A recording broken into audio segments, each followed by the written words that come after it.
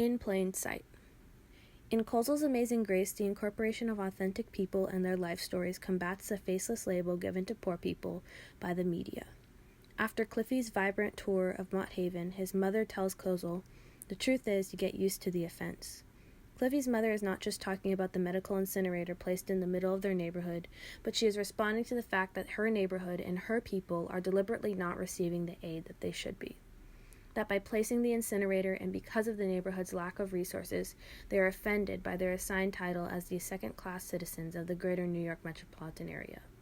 There is again another face given to poverty when a little girl interviewed says, "I trust my daddy, but I don't know my daddy."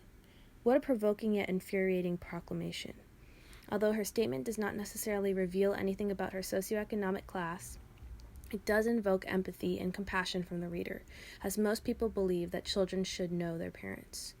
By including these genuine accounts, even if in passing, Kozol has managed to project a face onto the poor in order to more effectively impart the tragedies of poverty into the minds of people who are more fortunate.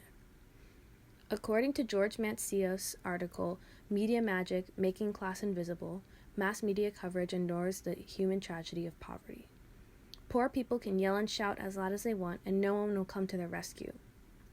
Poverty is not an emergency in the U.S., even though the isolated effects of poverty would send any individual into a panic.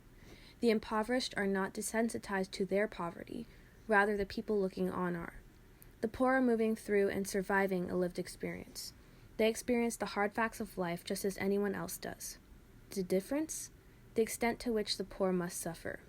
In Kozol's Amazing Grace, Mrs. Washington reflects on a past cold December night and the homeless population in her neighborhood when she says, "They're going to freeze out there tonight." Is Mrs. Washington being provocative? Is she trying desperately to make a political statement? Is she calling for riots and violence with her fight song?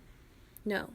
She is simply observing and predicting, just how someone who is more financially fortunate might say, "It's going to hit the 20s tonight. Watch out for icy patches in the driveway tomorrow morning." And yet there is no acceptance or numbness in what Mrs. Washington says. There's no, "oh well," or "what a shame" after her statement that would indicate an anesthetized view to her world. When something so devastating occurs so frequently in your neighborhood, and to the people you are surrounded by, you must learn to adapt to your environment. This is the only way we as humans have survived for millennia. There is a fatal complacency within American culture that causes the suffering of many impoverished people.